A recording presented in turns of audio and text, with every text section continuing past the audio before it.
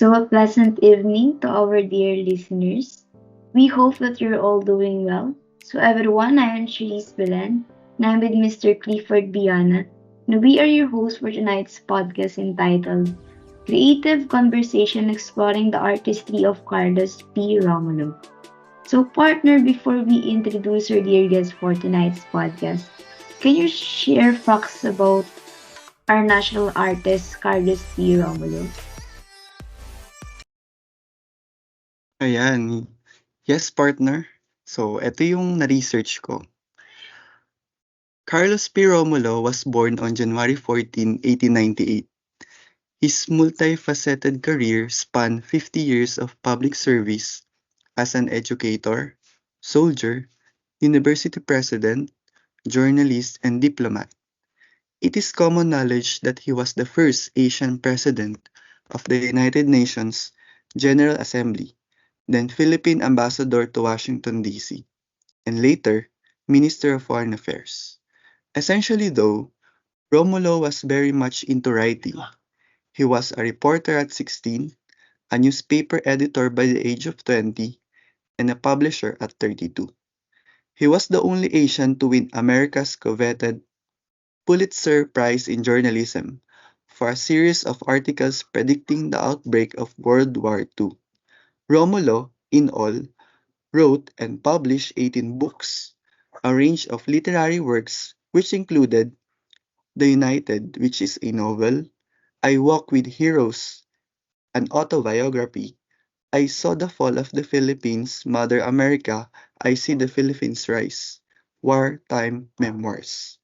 His other books include his memoirs of his many years affiliations with the United Nations or UN, 40 years a Third World Soldier at the UN, and the Philippine President, his oral history of his experiences serving all the Philippine President.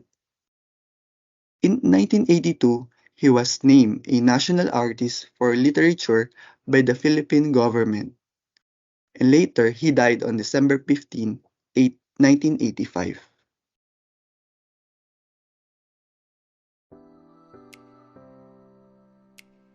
Ayan, thanks for that, partner. What an introduction. So now that we have an idea who he is, may I now introduce to you our dear guest for tonight?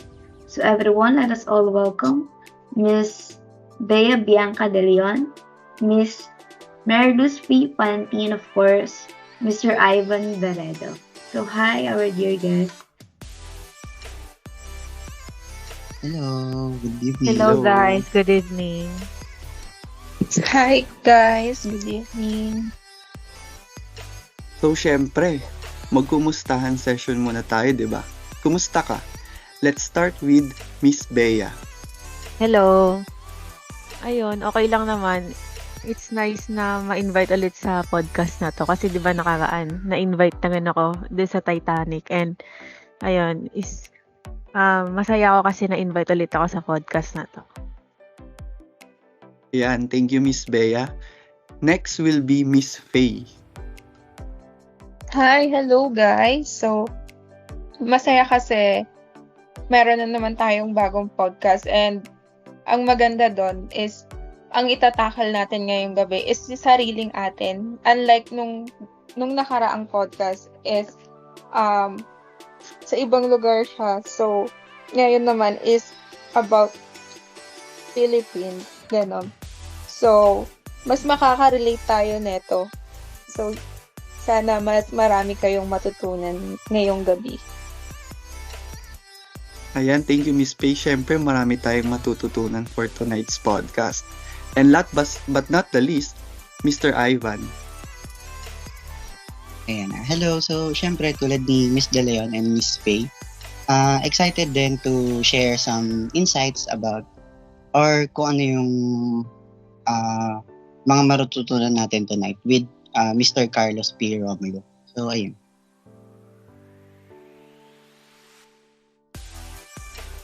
So ayan, yes, we are glad that you're all feeling great today. So, thank you, our dear guests, for granting our request. We are so delighted to have you all here tonight. For sure, this conversation will be more interesting and informative. Right, partner? Tama ka dyan, partner. So what will happen for tonight's podcast is we will ask our dear guests one by one to share their insights or thoughts, anything about the topic of national artist for literature, specifically Carlos P. Romulo.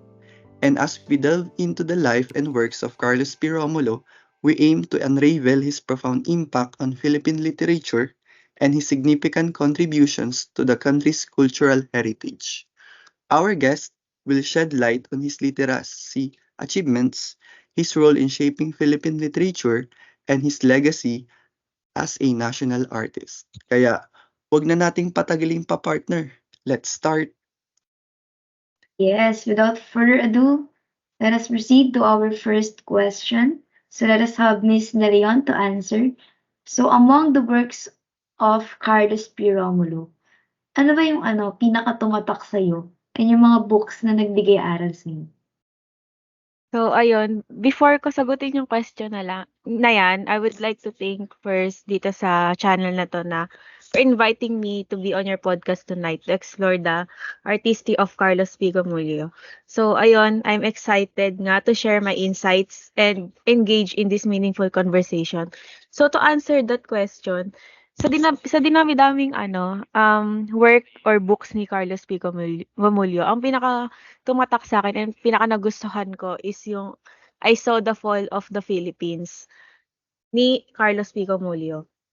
So ayun, dun nga sa book na yun is naglalarawan siya ng kaganasan ng may akda sa pagbagsak ng Pilipinas sa panahon ng ikalawang digmaan sa pandaigdig. So dun sa book na yun, isinalaysay din ni Carlos P. Gomulio yung mga pangyayari mula sa pananakop ng mga Hapon hanggang sa pagsuko ng mga Pilipino. Ipinakita niya rin doon ang kawalan ng pag-asa at ang pagkakabigo ng mga Pilipino sa harap ng malalakas na puwersa ng mga Hapon. So, 'di ba nga simula elementary natin hanggang high school, pinag-aaralan na natin 'yan, yung panahon ng Hapon kung paano ba nila tayo tratuhin nung time na 'yon. And binigyan diin niya din sa book na 'yon yung kawalan ng katarungan at pagkakaisa sa pagitan ng mga Pilipino at yung pang-aabuso ng mga Hapon sa kanilang kapangyarihan. So, binigyang diin niya din dito yung kahalagahan ng pagkakaisa at pagtutulungan sa pagharap sa mga hamon ng digmaan. So, kung ako tatanungin niyo, yung napulot kong aral sa libro na 'to is yung pagiging handa ng mga Pilipino sa anumang uri ng krisis o digmaan. So, ipinakita din ni Gomulio yung kahalagahan ng pagkakaisa, pagtutulungan at pagiging matatag sa harap ng mga hamon. So, neto nga lang, sinelebrate ulit natin netong mga nakaraang araw yung EDSA People Power, no? So, parang na-relate ko lang din siya sa dito sa book na 'to kasi kung yung unang panahon, 'di ba, kung paano i-ano ng mga Pilipino or kung paano ipagtanggol ng mga Pilipino yung bansa natin. Sana gano'n din kalakas yung mga kabataan ngayon na ipagtanggol din yung ating bansa. Kasi 'di ba noon sila, ang ano lang nila, ang dala-dala lang nila is yung boses nila tapos yung mga placards nila. Tapos ang kalaban nila noon is yung military ng Philippines or yung militar ng government.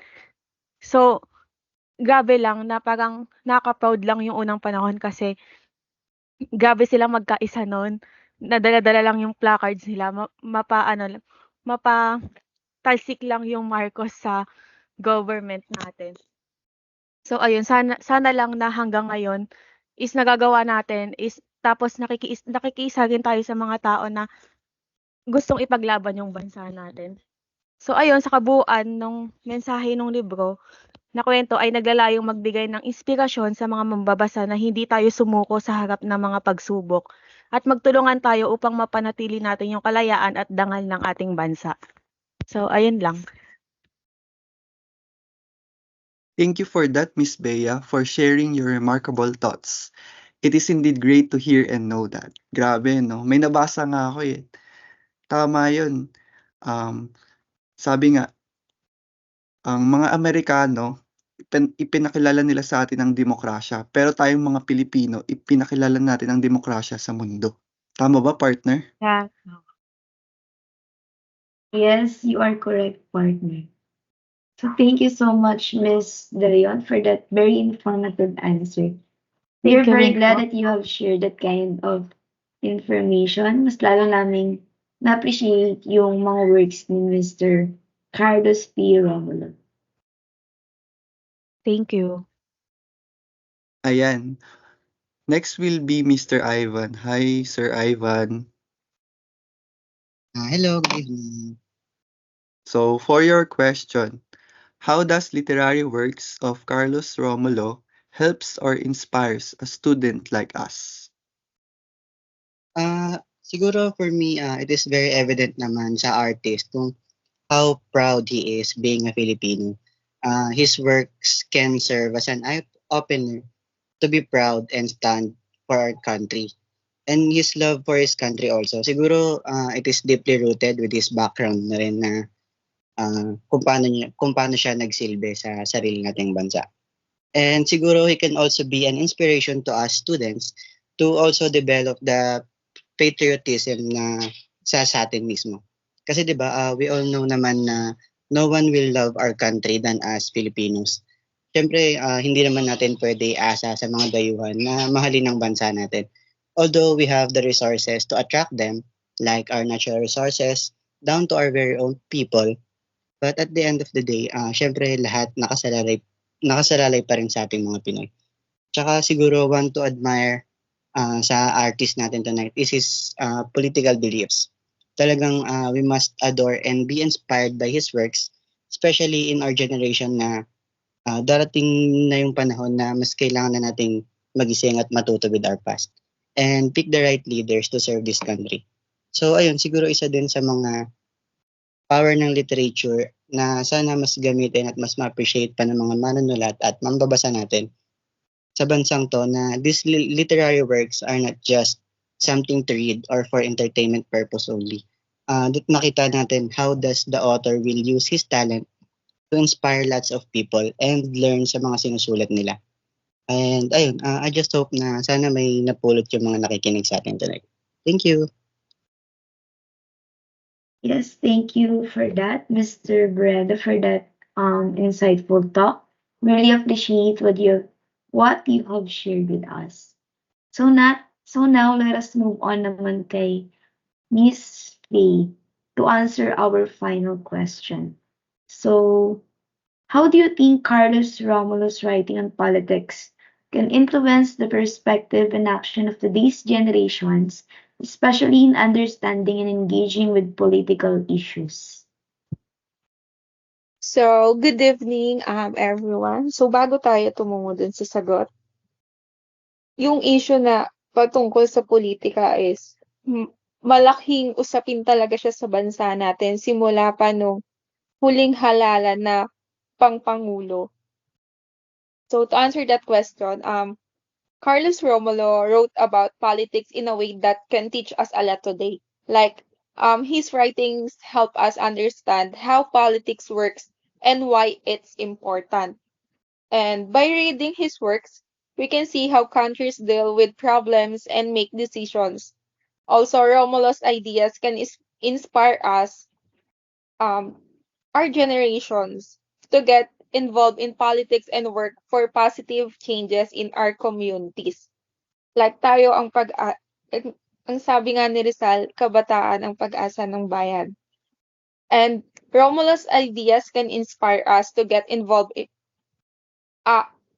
and also pala like his his emphasis on talking and working together can show us how to solve problems peacefully.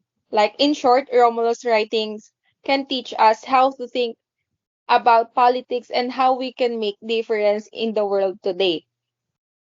Kung titignan natin yung sinulat niyang I Saw the Fall of the Philippines. Isiniwalat niya doon yung mga saloobin at karanasan niya at pinakita ni Romulo ang kalupitan at pagkakawatak-watak noong digmaan, pati na rin yung kahalagahan ng pag-asa at pagkakaisa sa panahon ng kahirapan at pagsubok. Yung akda niyang I Saw the Fall of the Philippines ay hindi lamang isang salaysay ng kasaysayan kundi isang paalala rin sa ating mga kabataan ngayon na ipaglaban ang kalayaan at ipagtanggol ang mga halaga ng bayan sa harap ng anumang hamon. Kung ano man yung problemang kinakaharap natin bilang kabataan, aware na tayo sa kung anong nangyayari. So, kailangan magkaroon din tayo ng engagement. Hindi tayo pwedeng manahimik lamang kasi kailangan natin gumawa ng panibagong pagbabago dahil kung hindi magsisimula sa atin ito, paano at saan magsisimula ang pagbabago? Kundi sa ating mga Pilipino lamang din. At isa na rin sa akda niya na The Magsaysay Story from Boy to President. Yung librong yon inuugnay ni Romulo ang buhay at ang karera ni Ramon Magsaysay na isang minamahal at reformistang Pangulo ng Pilipinas at sa pamamagitan ng pagtatalakay niya sa buhay ni Magsaysay, inilarawan ni Romulo ang mga katangian ng liderato, pamamahala at mga hamong hinaharap sa pagpapalakad ng bansa. Sa pag-uugnay niya ng mga kwento at aral mula sa buhay ni Magsaysay, nabigyan tayo ni Romulo ng mga pananaw at inspirasyon para sa tayong mga kabataan na magkaroon ng mas malalim na pag-unawa sa politika, pagiging leader, dahil alam naman natin ngayon na tayong mga kabataan is nagsisimula na tayo sa pagbabagong gusto natin.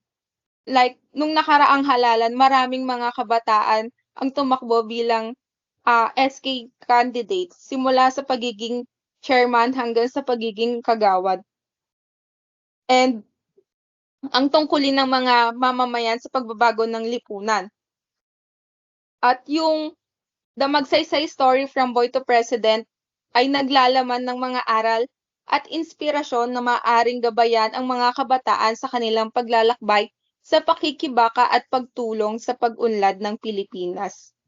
Hindi naman pag sinabing pakikibaka, sasama ka na dun sa mga na nambabatikos sa gobyerno na yung nagrarally, ganon. Pwede ka naman pakikibaka na ilalaban mo kung ano yung alam mong tama at yung kung ano yung karapatan na kailangan natin. So, ang pakikibaka, hindi lamang, ang tingin kasi nila, kinakalaban natin yung gobyerno na kung anong meron tayo. Pero hindi nila alam yung pakikibaka, yun yung magsisimula kung ano yung gusto nating pagbabago sa bansa natin. So, ayun lamang, sana marami kayong natutunan mula sa akin. What an answer, Ika nga. Grabing tanong yun, partner. Pero you gave us a great answer, Miss Faye. I really learned a lot from that. Literary works, especially on politics, can really influence today's generation's perspectives and actions in terms of understanding and engaging with political issues. Kaya, kailangan nating magkaroon ng pakialam sa mga nangyayari sa ating lipunan, and magagawa natin yon simply by reading books. Yes, thank you for that wonderful answer, Miss Luz. So that concludes your very wonderful podcast for tonight entitled A Creative Conversations Exploring the Artistry of Carlos P. Romulo. So everyone, thank you for listening and we hope that you've learned a lot tonight. Ayan. Once again, thank you for joining us, Miss Bea, Miss Faye, and Mr. Ivan on our podcast entitled Creative Conversations Exploring the Artistry of Carlos P. Romulo.